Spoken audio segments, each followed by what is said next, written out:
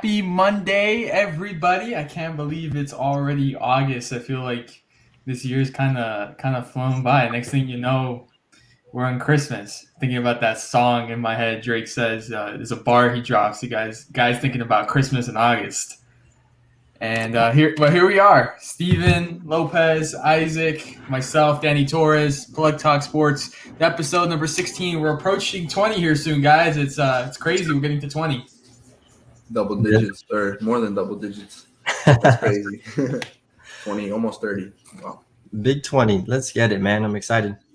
Another busy show here tonight. Let's get into it. Let's start off with shameless plugs. Isaac, let's start off with you. Shameless plug of the week. I think you told me a little earlier. Yeah, my shameless plug was because, as a Heat fan, I know we do this too a lot, but Stephen A., one of the biggest Knick fans out there in, sports media, in the sports media world, he was like tweeting, talking about, Dame Lillard, going to the Knicks. And I'm just like, man, I know as Heat fans, like I said, we always think we're getting everybody, but like this was a little bit over the top. Dame Lillard to the Knicks. I know he would probably go to a team that doesn't really have a lot of superstar caliber talent, or like the superstars or whatnot, because he won't join the Warriors or anything like that, right? He's not that type of persona. But the Knicks, man, I don't see that happening by a mile. That's my shameless plug. Stephen A. with another bad take. I agree with you. I don't see that happening either. Stephen A. loves his bad takes, man. I used to like him, man, but he's been getting worse as of late, and he's fallen off, bro. Stephen A. has been falling off hard. I agree. Yeah, but my shameless plug, man. Supposedly, well, not supposedly, it came out last week already. Would you guys try mac and cheese ice cream? Hell no. Hell no, right? I'm interested. Isaac. Oh, Isaac. It's probably going to be bad, but this is America. I'll try it.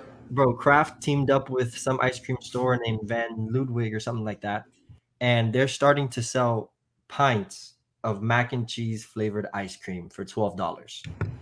Oh, God. That's awful. It's horrendous. Let me know, man. Send me that article and I'll buy some. I'll bring it next time. That's like if I was in the mood to throw up, I'd eat that. Yeah, man. You can't. I don't know. Are you guys big fans of like mac and cheese? Check this out. It's disgusting, man.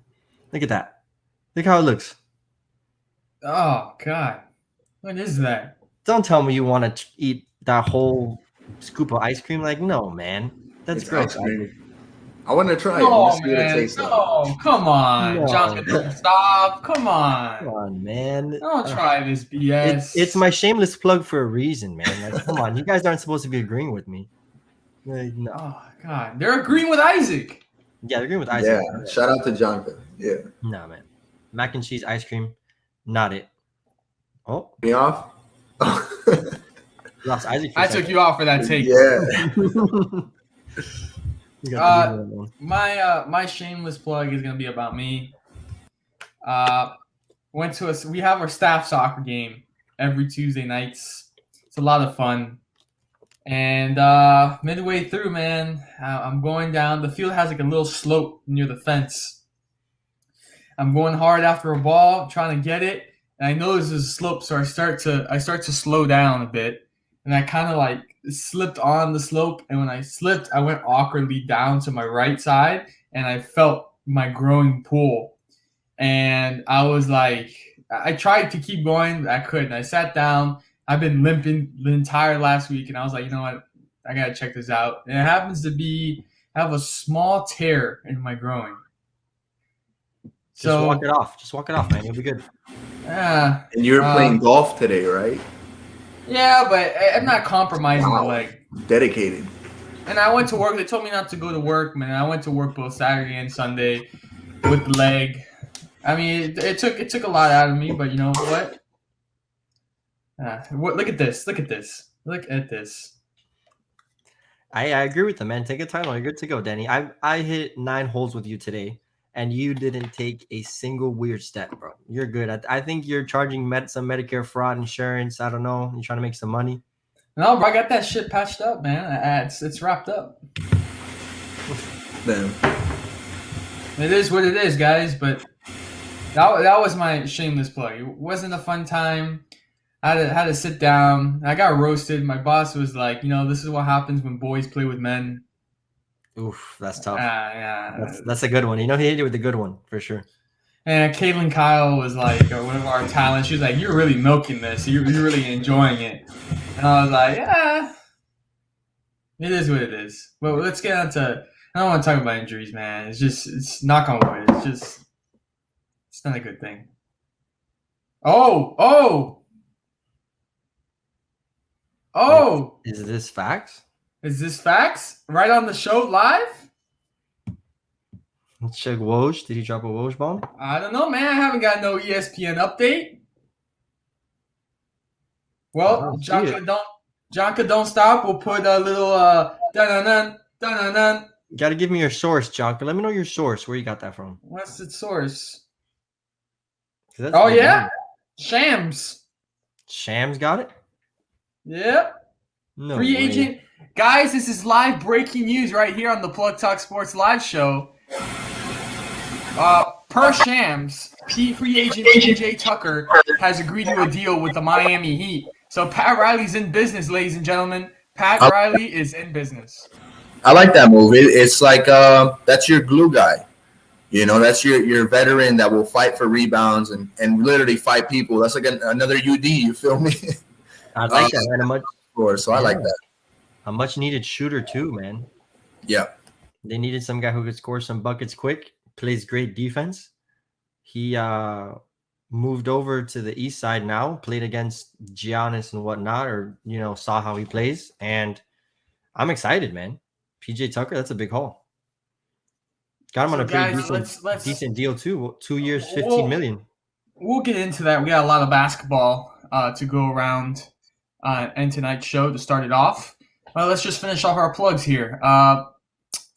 Let's go with our plugs of the week. Steven, we'll start with you.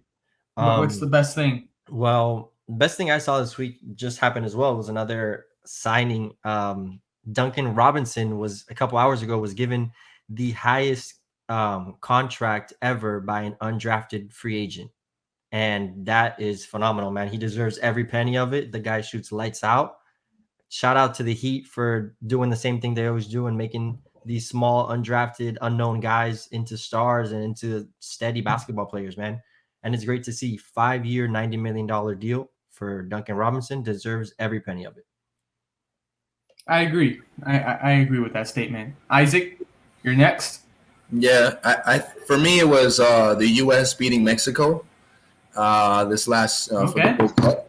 They did it for the Nations League, and now they did it again, for the Gold Cup. And it's good to see a young USA team compete at a high level against Mexico. That's been obviously our rival for so many years, but that's been our Goliath almost here in North America, like in these cups, besides the World Cup. And we were able to beat them twice in two straight finals. So I'm happy for them. That was my plug of the week. Hell yeah. Okay. Yeah, for sure. Gold Cup champions, United States men's national team. For me, it's going to have to be a good partnership announcement that the three of us had this past week for Plug Talk Sports. If you guys didn't hear, Plug Talk Sports and Lemon City Live have teamed up, whatever you want to call it. Starting in September, we're going to have a food drive at the first FIU football game of the season. We're going to have a tailgate space. The food collected will be going to the FIU student pantry. We felt that it was important to reach out to our community and to do something for the community. And it's a good partnership with Lemon City. And to be able to do this and impact our community and give back, it's something that's very important to all three of us. Yeah, man. That's good news. It's always nice to end up on some great news like that, Danny. And it's great what we've, teamed up to do. Lemon City helping us out. And just giving back to the community that we're all a part of, FIU community, help another person out in need. And I'm really happy for it, man. Yeah, I'm excited, man. All right, so it's time. Jaga just hit us with those news. It's time to get into tonight's show. Let's get into basketball right away. A couple hours ago, me and Steven on the golf course, hitting those 9 holes. We get the notification. We know it had been in the works 24, 48 hours in the works. We've been seeing reports that the Miami Heat were interested in Kyle Lowry. Finally, the deal gets done. He's going to get $30 million per year, I believe, a 3-year deal. That would make it $90 million for Kyle Lowry joining the Miami Heat. Isaac, if we want to go with your take first, what do you think about Kyle Lowry to the Miami Heat? Well, I think it's great. I mean, we recently did talk about the Heat and off-season moves that we'd like to see, and I think we all agree was that the point guard position was something that we needed to kind of elevate. Last couple of years we've kind of slacked on it because we've had superstars or players that we paid superstar level money to dominate the ball and all that, and that's great. But if you don't have that star point guard that can have great chemistry to push the ball forward, and Kyle Lowry can also shoot threes too, but he can facilitate, and that's something that we really needed. Somebody who could start. Dragic was that for many years, but and he's actually going away in this trade, so it's kind of sad, to see him go. But I like it. I love the move. It gives us something to look back and say, well, that's reliable. You know what I'm saying? That point guard position, it's almost like having a steady quarterback for your team. It kind of slows the game down for everybody else. So I like it. Yeah. Steven, your thoughts? I'm a fan of it too. I hadn't really been a fan of Kyle Lowry, but that's just because he played for the Raptors, and naturally playoffs come around and you're always seeing Kyle Lowry flop around and to get his little fouls and he's a smart player. It's what he is. And I was hating on him all the time, but I think he'd be a great fit on the Heat. His style of play, the way he is, the way he can carry a team, and obviously he has a chip. He knows what it takes to get there. So having, a leader like Isaac said, handling the ball at the one, taking the ball down, that's done it all in the NBA. And, in my opinion, $30 million is a little too much for him because he's, maybe he's aging a little more. I don't know if he's quite the player he was a couple of years ago, but I mean, still solid. It's a guy we needed. It's definitely an upgrade from Goran. I hate to see him go. But it's just time if the Heat really want to take that step up and win the chip and really be fighting for it consistently. They have to get more consistent point guard play, and that's what they got with Kyle Lowry. First off, I just want to say thank you to Goran Dragic, everything he's done for the Miami Heat organization and the city of Miami. It's sad that we could not deliver for him and get a championship for Goran because he deserves it. And I still remember in the bubble, in the finals, tears coming down his eyes of how hard he tried to get into one of the games of the series after being injured. And he deserved to be in that final series. And I think it would have been a much more competitive series for the Heat if Dragic was healthy. And I definitely do think that number 7 for Goran is going to be lifted into the rafters one day for the Miami Heat. So that's first. Second, for Kyle Lowry, very excited to have Lowry. He's a champion. He knows how to win. He has that one championship with the Toronto Raptors. He helped that team a lot. Everyone focuses on Kawhi Leonard, the shot against Philadelphia, the hell of a season he had with the Raptors in that series against the Warriors. But Lowry did chip in, and he was the heart and soul for Toronto for so long. I think it's nice that we have Kyle Lowry, who's a bit healthier and younger than Goran Dragic, that can really help this Miami Heat offense. I think this is something that we really, really needed coming off of the season, seeing everything that unfolded. So I'm happy. It's a good move that the Miami Heat picked up Kyle Lowry, but I'm going to agree with Steven. I think for me, Kyle Lowry is in the range of 20 to 23 million. I think 30 million is a little too much for Kyle Lowry, but hey, what do we know? Pat Riley's the guy. He knows what he's doing. All hail Pat. All hail Pat. What do you guys think about DeRozan? Do you think he's available too? Would you like him on the team? Have that chemistry? Or what are your thoughts? That's a good point, Isaac, bringing that up. That was on my mind now.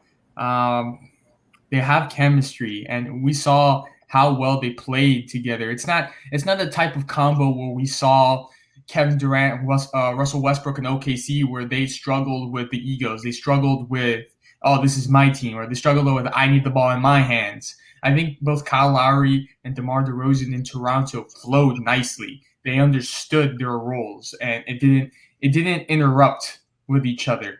They were very good together, and I think that if they can incorporate that into the Miami Heat, and like you said, Isaac, they have the chemistry. I can only think it works to the advantage of the Miami Heat. Mm-hmm. Definitely. And I'm looking at the comments, and Jonker's bringing up a good point. We got Lowry, Duncan Robinson, Jimmy Butler, now PJ Tucker at the 4, and Bam. So Tucker is going to be taking up that 5th starting spot. He'll be running the 4 alongside Bam, which gives him a great compliment, man. You know, having that space spread out so much for Bam, where he can attack the paint and have PJ and actually have shooters out there that he can dish it out to in case he's in trouble, or just, you know, have the paint clean for him, and PJ Tucker comes in, dishes in, and helps him out when he's trying to drive.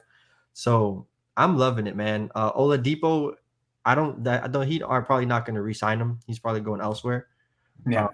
So that's probably what the starting 5 is going to be looking like. And we got shooters. I don't care what Whiteside says, boy, we got shooters. So as always, a little screw Hassan Whiteside. And yeah, bro, we're looking good. Pat the GOAT. I can see, Steven, I agree with you. Like, for example, Isaac just bringing in DeMar DeRozan. If we want to land someone like DeRozan, I can see Oladipo being in a package being sent elsewhere to land DeMar DeRozan. I think it'd be tough to land him, man. I'm thinking now with this PJ Tucker signing that they have, it'll just make it harder to, you know, be able to pay for DeMar and, you know, do that financially and have to move around pieces. So I feel like the Heat are happy kind of with this starting 5 that they have just finished up building right now, because, you know, they would have to get rid of one of those guys for DeMar to fit, which, I mean, maybe, hell, what do I know? Maybe they want to trade Duncan and do something with DeMar, but I doubt it, man. I think the lineup is so in stone. My next question would be: do you think that's it? Do you think the Heat are done in this trade window, or Not at all. do you think they continue moving pieces? I think they're going to continue to move pieces like none. You know, other players who may be still under contract for 1 or 2 more years that maybe haven't proven themselves. I think that could help us, and maybe we ship out, you know, a couple of players in a sign and trade or something like that. Well, this leads me to another question for the both of you. Now that you say moving around pieces, does Tyler Hero get thrown into one of those trade offers? We'll see. I'm prepared for it, to be honest. You know, he was a shell of himself last year. And, you know, if you guys, I mean, we just talked about it last episode, how he was at Rolling Loud. And, you know, if the perception does not change that he's not serious, you know, about making a good comeback in his upcoming third season, I mean, I don't know. Like, I say, if you can find a package for him, you know, and we're trying to get, you know, somebody to complement Bam, or maybe another shooter or whatnot. You're open-minded to it. You're open-minded to shipping him out. Yeah, I'm not hating on him either. You know what I'm saying? I don't hate Tyler Hero. I love him to death, but I think his time is up here. You know, if we can find a good piece for him, let's do it. Steven, your thoughts? Yeah, I kind of agree with Isaac, man. I mean, I would be into the idea of trading him, but I don't think the Heat are. You know, I don't think the Heat are ready to give up on him just yet.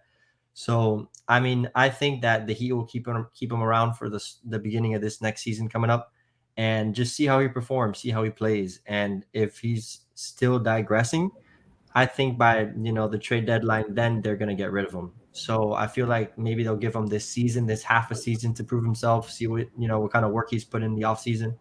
Because credit to him, he has been putting in work. He's been doing his stuff. He's been in the gym. From what I've seen, his Instagram, I don't know what the hell do I know. Maybe he goes in, takes a pic, and leaves. But I mean, hopefully he's putting in work. He's doing what he should, and he's still young, man. He was drafted young. He's got some room to grow. So I won't necessarily hate it if they get rid of him now, but I think the Heat are gonna, keep him around for a little bit longer and just see what his max potential really is.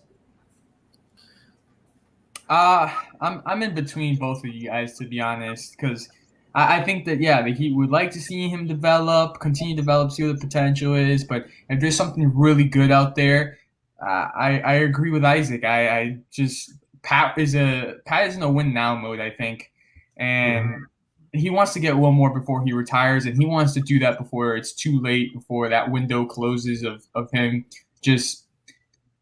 I don't want to say it, but like getting too old and just wants to, just relax and just retire and end his career. So I think for him, he's in a sort of in an urgency for that. And if it means trading away Tyler Hero to get another piece that it's going to get closer or just get really closer to that championship and making another finals run, another finals appearance, I think Pat Riley takes a chance. Yeah. Pat Riley never gets old, Danny. He's like wine. He ages gracefully. At the age of 100, he's still going to be winning rings, bro. Don't worry about it. I heard he drives up to St. Augustine and drinks that fountain of youth they have up there. Yeah, man. I'm telling you. So we're going to go around the league now into another trade that I was like, okay, I mean, yeah, I guess. The Los Angeles Lakers acquire Russell Westbrook. How do you guys feel about that? I don't want to be negative, I want to say that this will help space the floor and all this mumbo jumbo, but I feel like it's not going to work. I feel like what they're missing is not somebody to push the ball down the court, like we were saying with the Heat. They need another scorer. I could see that, but we've seen with Russell, he gets hot and he gets his triple doubles, but we've seen him come playoff time just not be able to pull through and score, give you 25, 30, with consistent shooting. He'll get a triple double, maybe 11, 12 points, but towards the stretch end of a whole series, he can't really give you that. So I don't see this as a negative during the regular season. Maybe it helps them, but it's not a positive come playoff time. I don't see it.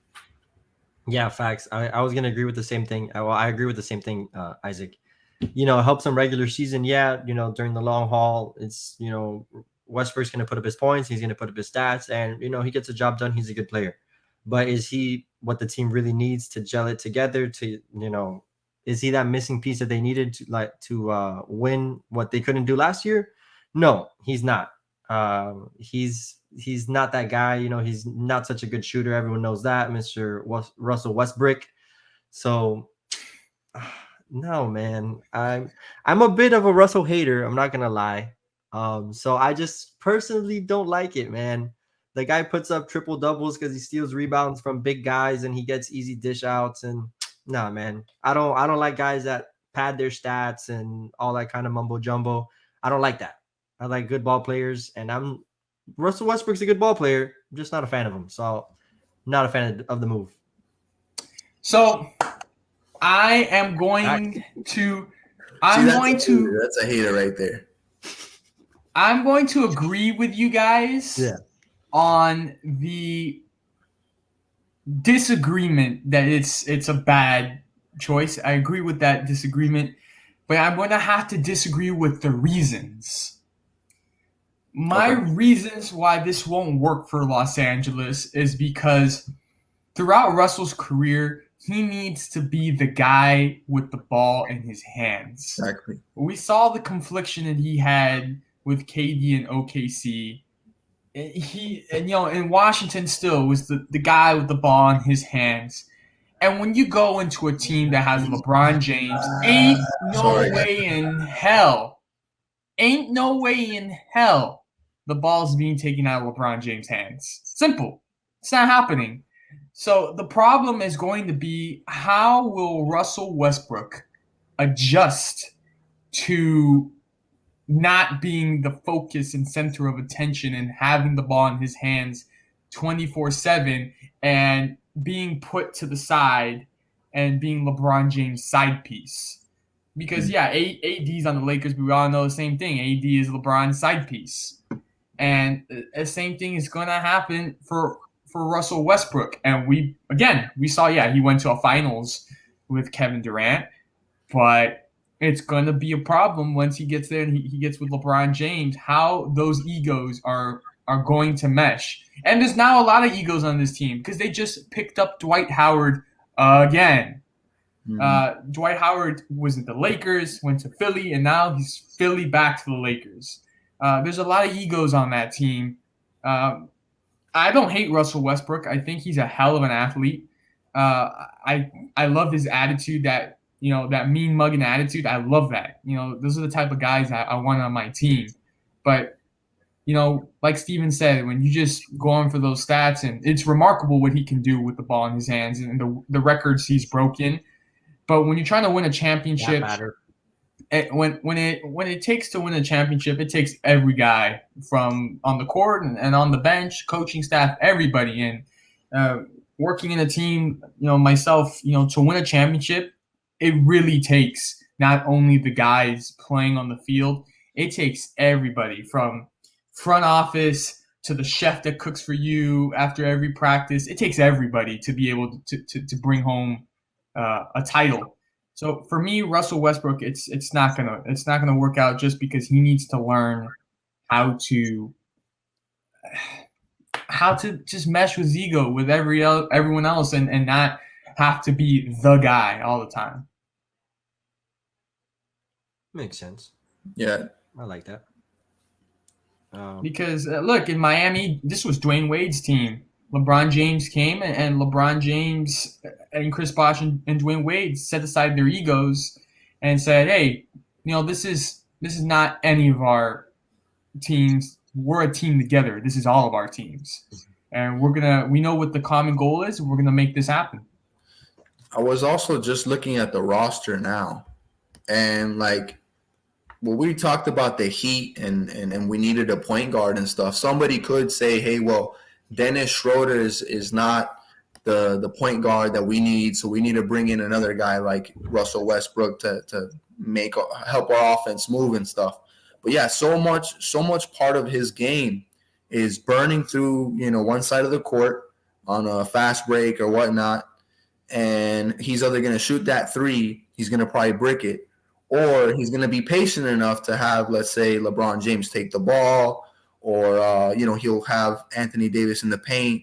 But my question is, that's the thing, come playoff time, when that open three or contested three is a brick, where do you take your offense? Like Russell Westbrook, you're not going to have him come in the second unit, right? It's Russell Westbrook. You want to have him in that first starting spot, right? So my question is, who's going to be the shooting guard? And you better hope that at shooting guard, that guy is a sniper and he's making all these shots, because from that offense, you're not going to get Anthony Davis from getting hot from three every game, or LeBron James every game. So I just don't see how it solves that issue. And in today's NBA, that's what it comes down to. Hey, and look, I feel like right now the Lakers a little bit desperate. They saw how last season played out. They kind of see LeBron James and Anthony Davis kind of injuries, getting used to injuries, and they just want to get all these big names, throw them on one roster, and say, "Hey, look what all these guys done in their career. We'll just put them all together, and it's going to work out." And sometimes it's not that way, because look, you have Dwight Howard, Anthony Davis, Russell Westbrook, LeBron James in the starting lineup, and yeah, those are all big names. That's all stars on one starting lineup, but sometimes it just doesn't work out, and every single one of those guys has a big ego. Yeah, it's not gonna work, man. I don't like it at all. They still have Wayne Ellington on the team. They're still giving him checks. Remember Wayne Ellington? Hell yeah, man. Hey, Yeah. Wayne Ellington was a Gone for the Heat. sniper. Hell yeah. Yeah, he was great for us, but he's still on the roster. That's crazy. Hey, and they actually signed from the Heat to a 1-year deal. They signed Trevor Ariza.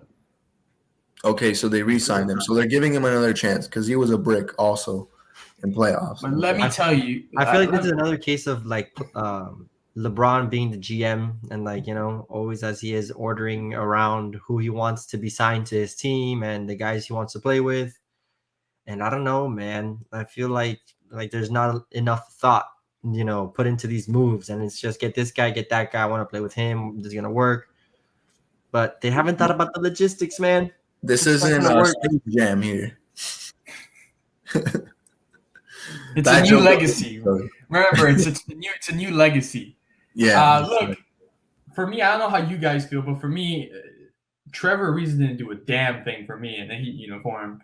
I mean, I'm sorry if anyone out there says I love Trevor Ariza. I'm sorry, but for me, he just didn't do anything. So if he goes to the Lakers, all right, good, he's on LeBron's team, but I don't know if he'll work out for the Lakers either.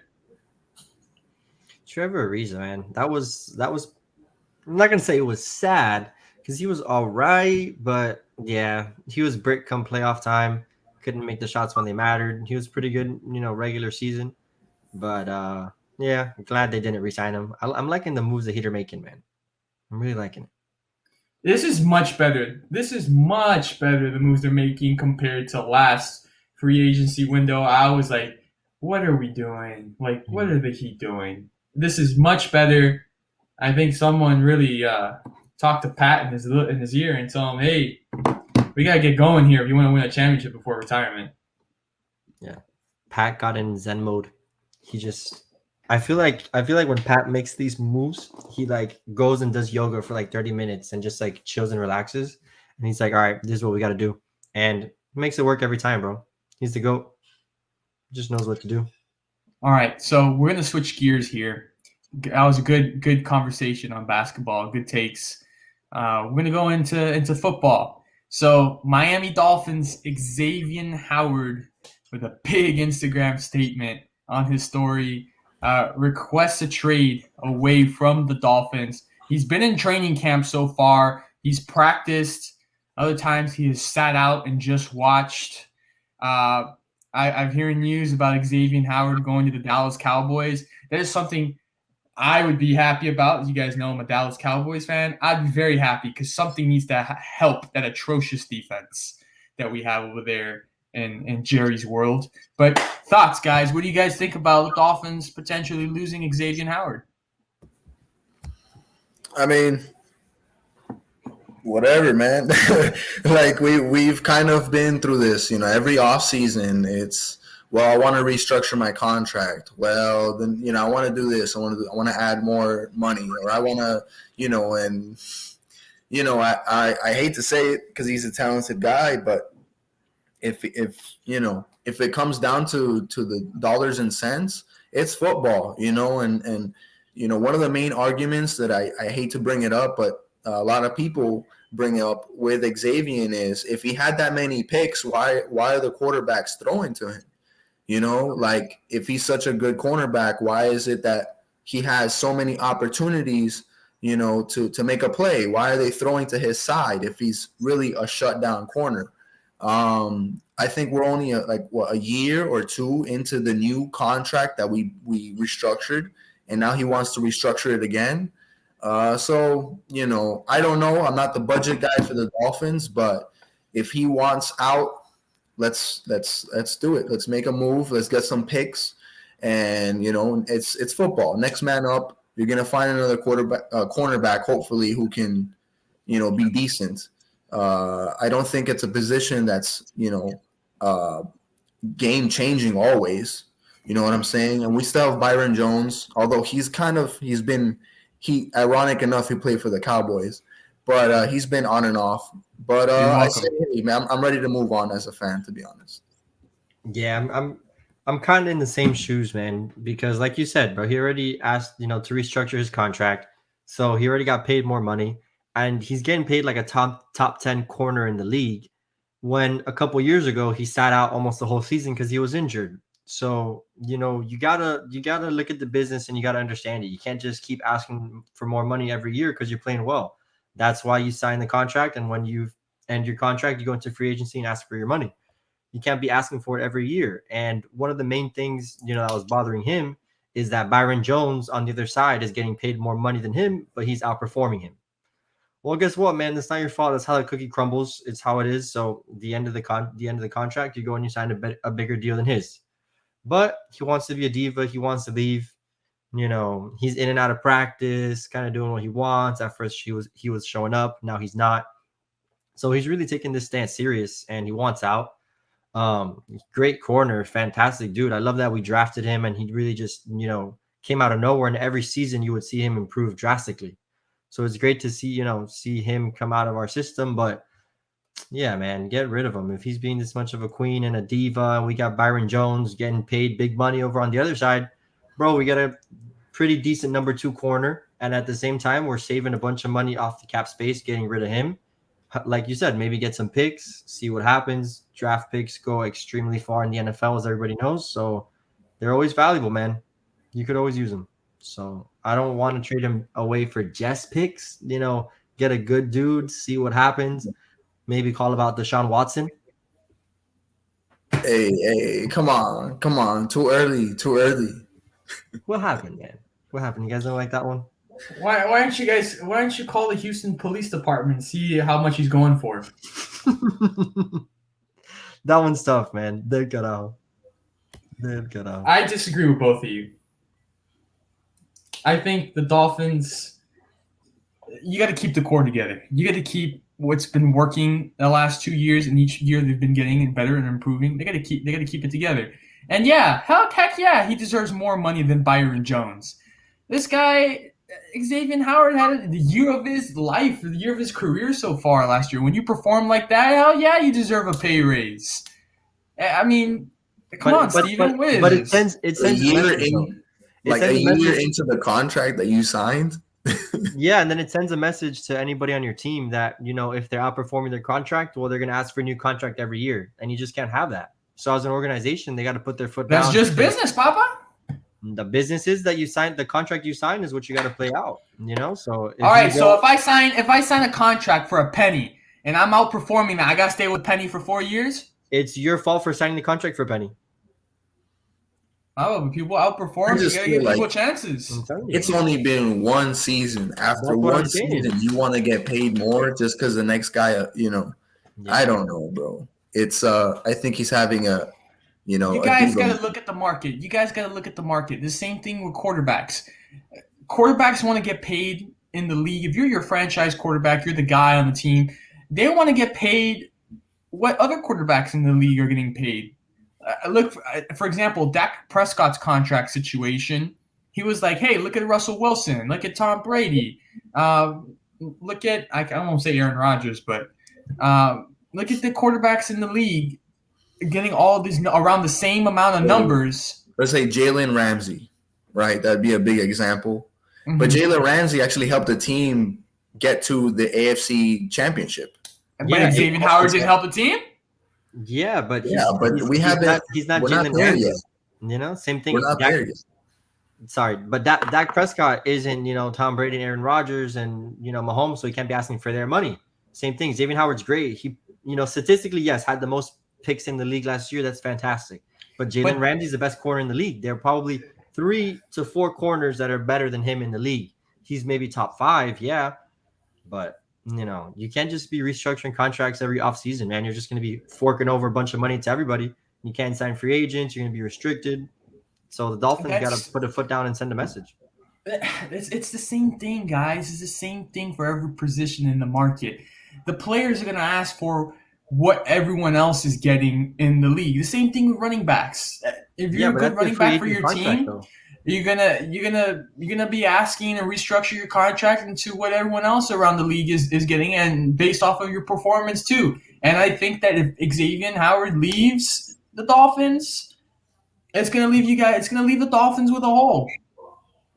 And then you practically have to build up again and restart if you're gonna use it on picks. Unless you guys make a guys make a good trade or land somebody, but with the performance he had last year, if he could do that again this year, you guys gonna see him in another uniform. You guys are gonna regret it. Oh, I hope for the next 3-4 years he definitely. If we give him the money, he better have a 10-pick season. And for the next 3 or 4 years. Yeah, I agree with that. Even his own teammates have come out in training camp and said, "Hey, we want this guy to stay." Yeah, of course. The guy's fantastic. No doubt about it, man. But like everybody knows, man, the game is just about money. And if it doesn't add up, then you're gone. Hey, look, at the end of the day, this is a game. Yes, they are athletes. But at the end of the day, it's about business. And it comes down to money. That's what it's all about. Yep. Retweet. I like that. At least we're not the Colts paying and trading for Wentz. Oh, he went there. Yeah. I don't know who's running y'all team over there, bro. You guys are stupid, bro. Yeah. What? How you doing, Steven? I'm hoping the Colts get Gardner Minshew. That'll be cool, right? Like, why not, man? Make a trade for him. He's going to be on the bench. Bro, at this point, good in blue. Yeah, I heard supposedly the Jaguars aren't going to trade Minshew like within the division to the Colts. But do something, man. We need a quarterback because we're not playing with Jacoby Brissett or the backups we got over there. So, as a Colts fan, sad times. And how do you feel about T.Y. Hilton? T.Y. I mean, he's old, man. Exactly. And your own team throws just a bunch of cash at him. I know, man. So they like keeping their players, right, Danny? Yeah, no joda más, bro. Danny's mad, bro. Hey, Steven over here wearing that blue, bro. We got Byron Jones, baby, number 1 corner. He's good. He doesn't have the hands that Xavien has. Byron Jones practically has no hands. He made a couple picks last season, but he's athletic. He stops the ball, from getting to the receiver. Does his job very well, and he's a number 1 corner, bro. 100%.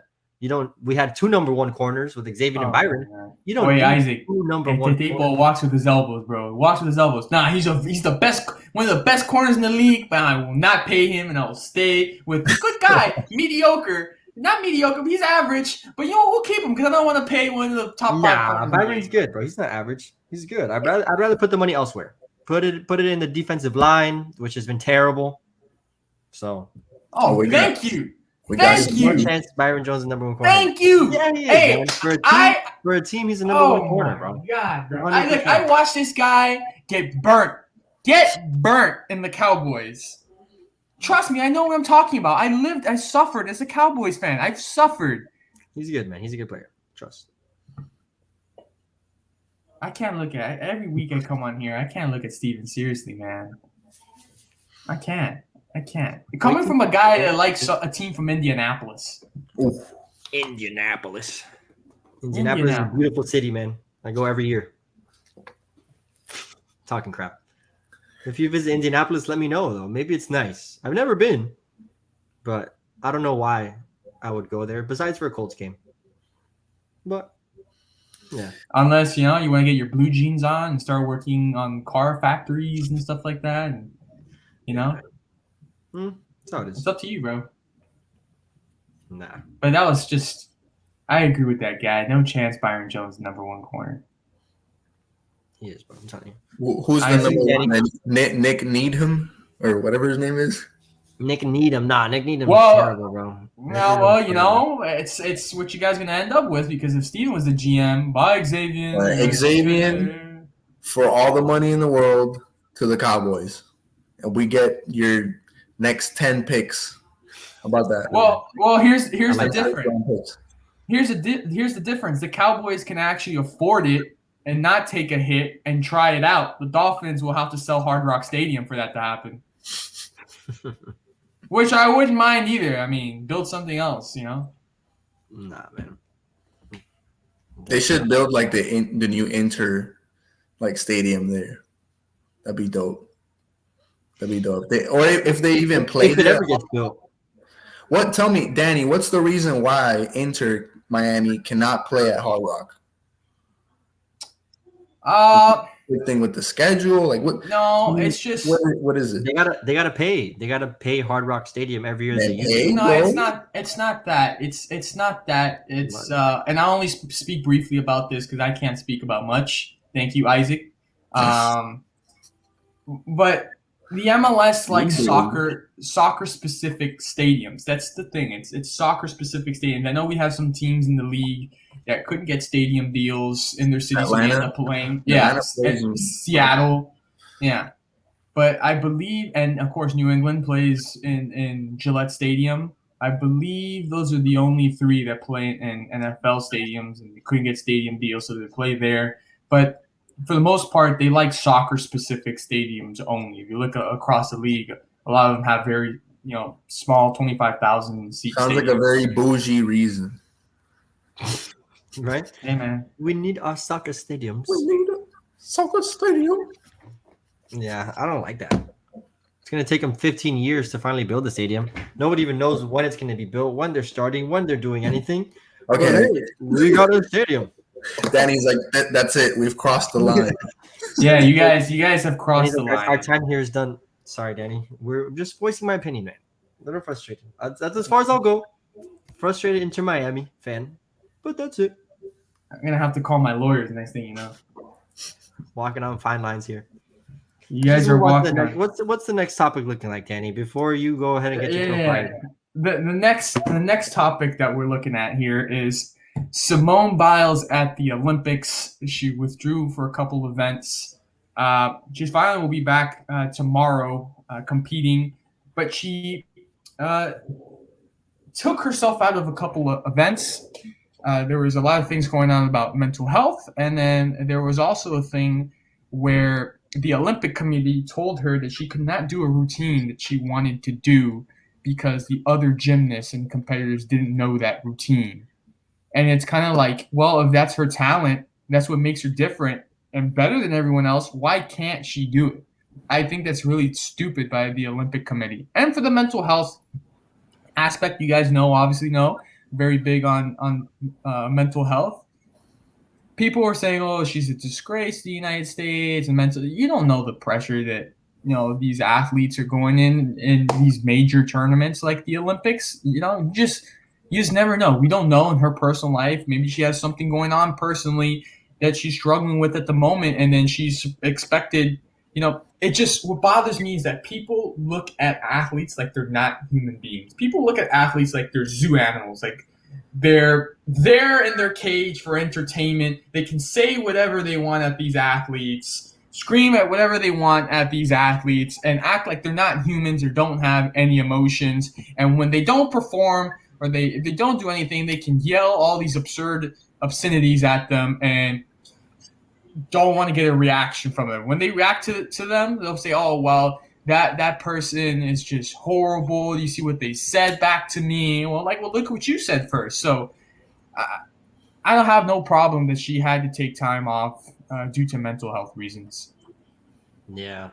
And it was really messed up by the Olympic Committee for not letting her, perform her moves and her routine, because supposedly it was too dangerous and, it was going to put her and the other competitors at, risk of injuring themselves if they did it.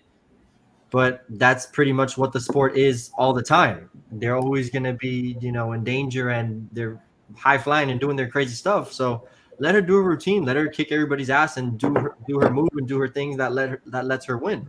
That's her talent. Yeah, they put these limitations on her. They, don't want to see her succeed. La pobre. I feel for her, and she can take as much time off as she wants. She deserves it. And next man steps up. I believe her name was Sunny Lee, stepped up for the women's gymnastics team and won the gold in Simone Biles' place.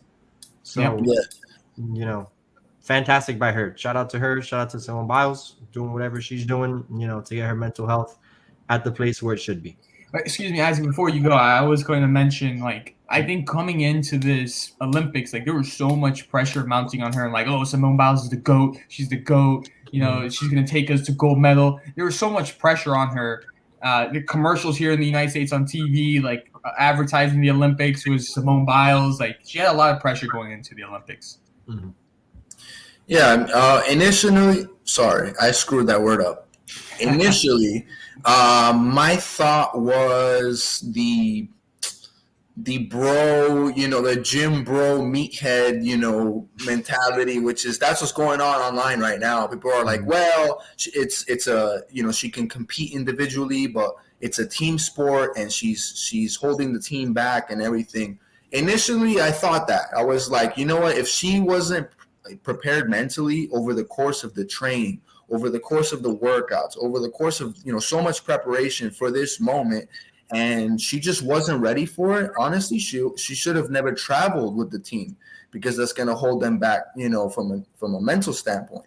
However, just seeing her speak out, Naomi Osaka, other athletes speaking out on mental health, I've noticed, like, it's you're kind of right there, Danny. Like these athletes, these celebrities, all these people like that are expected to perform at a certain level come fall time, come the Olympics, World Cup. Like, it's like we turn on the TV and we expect them to be there, start every single game, be there, and we forget that they're not robots. They're people with human emotions and all that, just like us. So, and I thought, what better like act of a teammate to say, hey, I don't feel comfortable right now with the position that I'm in to compete at my best, right? And I want the next my teammate to compete in my place. Like, what better act of a teammate than to do that? You know what I'm saying? To be honest enough with her teammates and be like, hey, listen, I'm just not feeling it today. Can you compete for me? And hey, she won, that girl won gold. So I think it furthers the conversation of mental health to be taken a little bit more seriously. Of course, to people like the regular 9 to 5ers, I think it's something that it's hard for them to understand, because they can't just call in and say, hey, I'm going to take a mental health day, I'm not coming into work, right? So like for some people it's hard to relate, but at the end of the day, when it comes to mental health, I think it's something that we should always, take the opportunity to listen. And I think that's really the best thing that you can do. So let her take her time. Danny, you said she's going to compete when? Tomorrow? Yes, sir. Tomorrow. Awesome. So yeah, bro, I'll be down to watch her compete. And, I can't find any part of me that really feels that way initially how I did. Well, and, with Danny, I mean, we've talked about mental health and stuff like that. So yeah, bro, I think it's really eased the conversation. Yeah, I definitely people are always going to have an opinion. We know that. And I think to close this out, major respect for her. She could have easily just packed her stuff, said, hey, I'm going back to the U.S. I'm done here. I'm not competing anymore. Or she could have just stayed in her hotel, the Olympic Village, focused on herself. Well, no, a class act to being out there and supporting her teammates and cheering them on, watching them perform. Mm-hmm. Definitely, man. Last topic of the evening. We all know, and we've all three have had discussion on this over our group chat text, but college football conferences are expanding. They're moving all over the place. Teams are jumping into all different conferences. We saw Texas and Oklahoma are going to move into SEC. I believe 2023 or 2025 is when it's going to happen. It's been accepted by the SEC. Yeah. Both of these guys were hating on me because I said that I think that it improves competition. At least in the SEC, we're not going to see the same team, Alabama, winning it all in the SEC. It adds more competition to it. And now it just opens the door for other teams to mix conferences. It's not always going to be the same exact thing all the time. I'm not sure why you guys would hate on, realignment of conferences and just mixing up competition and things changing a bit. But I think it helps. Mm-hmm. I never said I was against the realignment of the conferences or teams moving, but I'm against this move. I don't care, if teams move conferences to where they should, but I don't think Texas fits into the SEC. Oklahoma, yeah, they've been a good team. They've been a good football squad. They've been doing their thing. But, for the most part, they should just stay where they're at. It makes the Big 12 an actual, competitive conference, and it doesn't just continue to take the big teams or the best teams or the biggest named teams to the same SEC, because you're just going to have the same Texases and the same big teams, and eventually you're going to make college football the SEC and a bunch of other conferences. It's just not going to be attractive, and it's not going to be that, I don't know. I feel like college football is just a grassroots sport, and people in their little niches can appreciate it so much from their little, college football towns and communities, that if you just make this big thing about making money in the SEC and everybody's always getting to the college football playoffs, little guys are never going to get a shot. And that's always been the problem. It's always been 4 SEC football teams making it to the college football playoff, unless it's Clemson or a big other team from the SEC, from the ACC, or somewhere else. But then that's gonna, sway a Clemson or somebody else to keep. But that's the point. Adding on to the SEC. The point is now with teams wanting to switch conferences, little guys or other schools that go into smaller conferences now have chances. What do you mean going? I mean, like, let's say, for example, Ohio State decides, and this is crazy, but I'm just saying it as an example. Let's say Ohio State says they wake up one morning and they're like, shit, I want to be part of Conference USA. Like, it's not happening. You're having it's not happening, but I'm saying this is with teams moving around, they have a chance to say, oh, look, we have a representation from Conference USA, a school coming out of Conference USA to be there. Well, I mean, that's not going to happen anytime soon. I said it's an example. But I get you. But, I mean, it's just hard to wrap your head around, because I feel like if they're, Ohio State, if they're going to move, they're going to just jump to the SEC and jump on that bandwagon, just like everybody else. And I just don't want to see that, bro. I don't want to see a bunch of people just jumping on that bandwagon. The SEC is good where it is. And just leave it like that. And then if they, switch football conferences, then you're switching all your other sports conferences.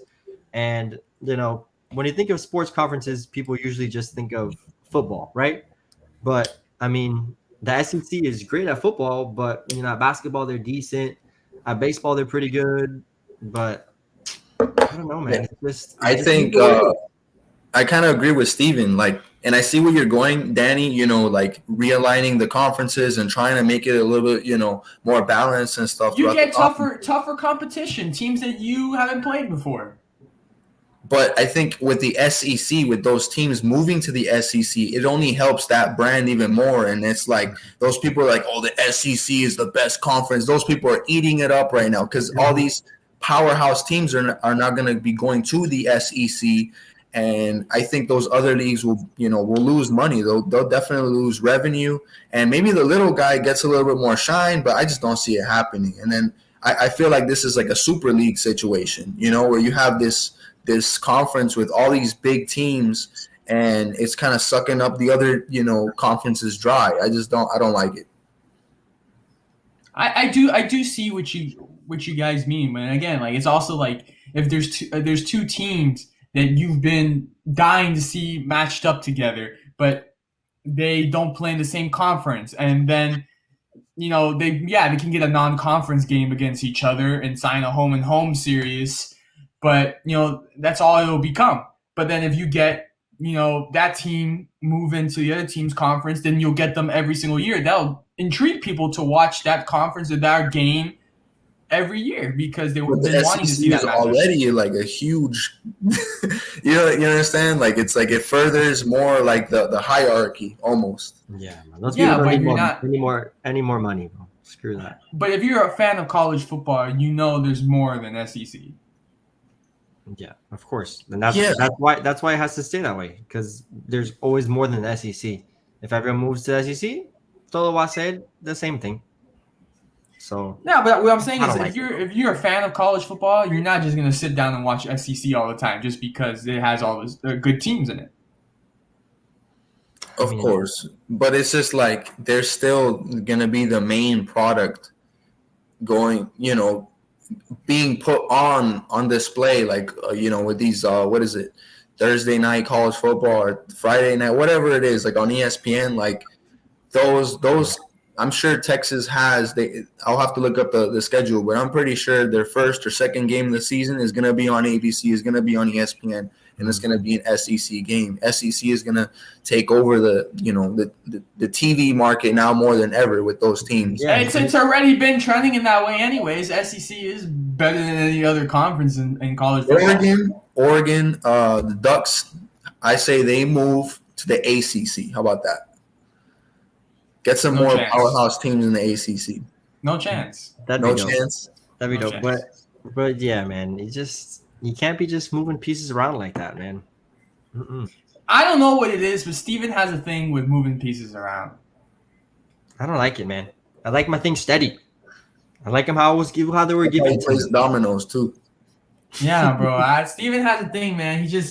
Steven does not, man. Steven he likes it. Steven, if you give Steven like the color blue, Steven will stay with the color blue until the day he dies, and he will never change the red. He will never change the green. He said, it's a blue because that's how I like it. That's how it is, man. And that's the way it was given to me. Damn right. That's all I love, Steven. Is that Indianapolis accent I hear? Yes, sir. No, that's my Dallas. That's my Dallas. Go get your own accent. This is my Dallas Cowboys accent. The Cowboys? You're Jerry Jones. That's right. Oh, man. And hey, Isaac, I'm surprised you haven't noticed anything. About? Have you noticed my painting? That is a nice painting. It's not my painting. It's my aunt's. Oh, man. Oh, yeah. Do you have her number? She's looking pretty thick over there. To me, dog. Hey. Danny going wild, bro. We're gonna get kicked from Lemon City. But listen to this. Steven wants to be me so bad that he got the same haircut. Damn. This boy said maybe if I get the haircut, the takes will be much better. I'll grow the beard. That's what he said. Yeah. That's what I got next, bro. I'm just trying to copy you, Danny. You're just such a great guy, such a phenomenal, outstanding dude, that I'm just trying to be like you, man. Listen, grass on a golf course can grow longer and much faster before Steven grows a beard like mine. Hey, I can't grow facial hair, bro. That is facts. I got this going on, so. Hey, man. But I'll get Boys there. the men. Boys the men. I'll put something, bro. Not on that level yet. Just take your takes. All right, let's get to the trivia question. Here's the trivia question for this week. What conference did FIU win? FIU football win? Which conference was it? And what year was it? And it's their one and only conference win. Okay, I'm gonna take a wild guess here, and only reason why I know this is not, unfortunately, because I actually go to the school. Okay, but I remember like a while back, even before, like I think I must have been my freshman or sophomore year.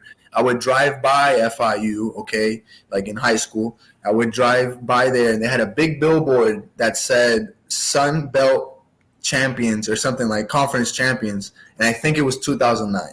Is that what it was? Sir, you are correct about the conference, but very close in the year, but not quite. Okay. So yeah, I would have said Sunbelt also, but I don't know. I didn't see the sign that Isaac saw. So Isaac had some good sky. I mean, I'll say 2008. Sun Belt Conference Champions 2010. And it is the only conference championship that FIU has ever won in football, right? Under Mario Cristobal. Nice. Who's now at Oregon. Mm-hmm. Guy got a big upgrade. Those Ducks are coming to the ACC. Watch. Big upgrade. Went from FIU to Oregon. Yeah. Talk about. Well, guys. This was fun as always. Me and Steven going at it every week is fun. Isaac being the mediator. Make sure everything goes smoothly here. We appreciate you guys for watching. Another great episode. Really good one. We'll see you guys next week for another live show episode. Take it easy, everybody. Good to see you always. Good night, guys.